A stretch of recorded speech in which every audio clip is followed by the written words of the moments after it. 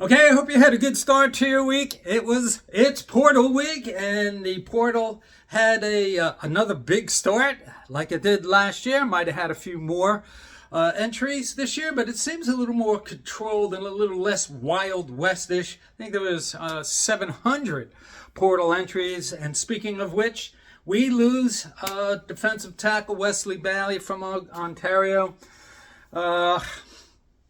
He only played 3 games this year, but he was one of those pieces that we always thought we can count on when he was in there. He will have one more year of eligibility. He had a total of 9.5 sacks at Rutgers, 4 sacks last year. This year, the injury bug bit him. He played in only 3 games. We wish him well. We're going to miss him. And speaking of which, we have a University of South Florida defensive tackle visiting Rutgers this week, and that's Doug Blue Eli, who's actually a 3-star guy out of Paulsboro. He's 6'2", 320. This can be, by all accounts, he's sort of a grinder, taking up space, taking on double teams kind of guy. Kind of helped South Florida's defense go from like 9 sacks to 22 sacks, and he helped increase their tackles for loss by 35.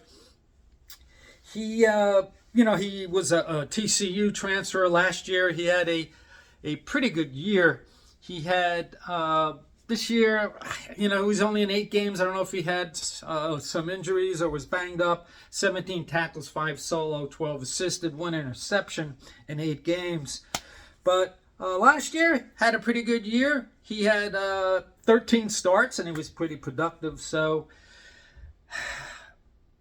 we're going to need positions of need. Defensive line, definitely, probably the most needy of all the positions. We'll need a linebacker or 2. We'll need cornerback. We'll need safety.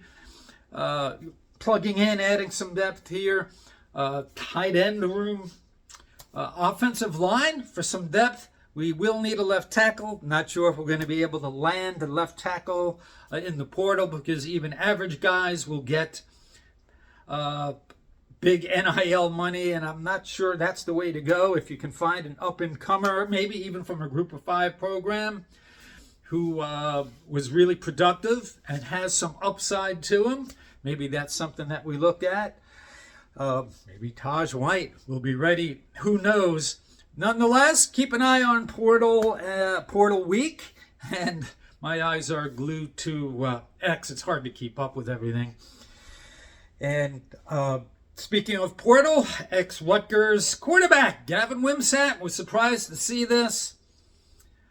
But when you look at his play and his contributions over the year, it's probably not a surprise that Gavin is back into the portal. Probably should go to a Group of 5 program and not be focused on vying for a starting quarterback job on a Power 4 conference. Maybe someplace like Old Dominion or James Madison, or someplace where their focus is going to be on running the ball, not just with running backs, with the quarterback. I wish him well. He was a good guy while he was here.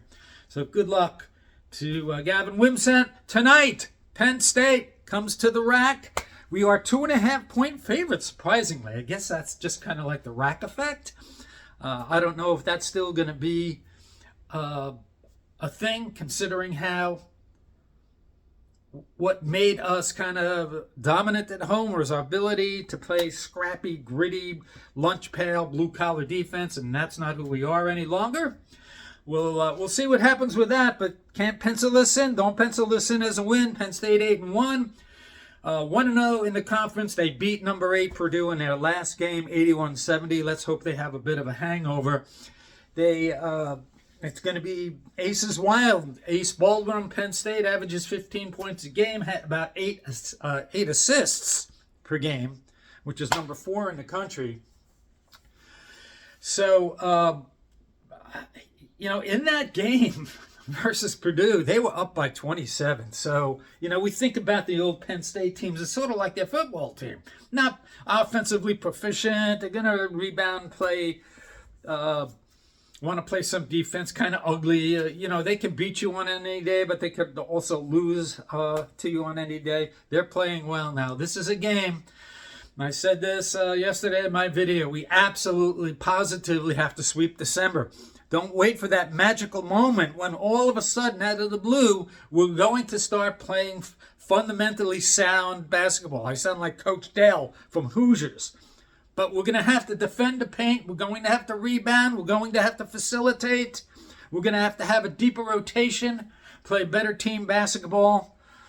Otherwise, this is shaping up to be a very disappointing season and probably one of the most disappointing Rutgers athletic seasons in a long time. If we don't turn these things around, don't know how Coach Peichel is going to do it. He's going to wave a magic wand, but tonight it starts. You have to beat Penn State, have to beat Columbia, have to beat Princeton, have to beat Seton Hall, and then the Big Ten schedule starts once it flips. And in the Big Ten, you hope 500 is good. You're hoping for 500. If we're 8-5 going into January, and we split a bunch of games, we're going to have to, I think, was it 5 out of the next 6 are at home?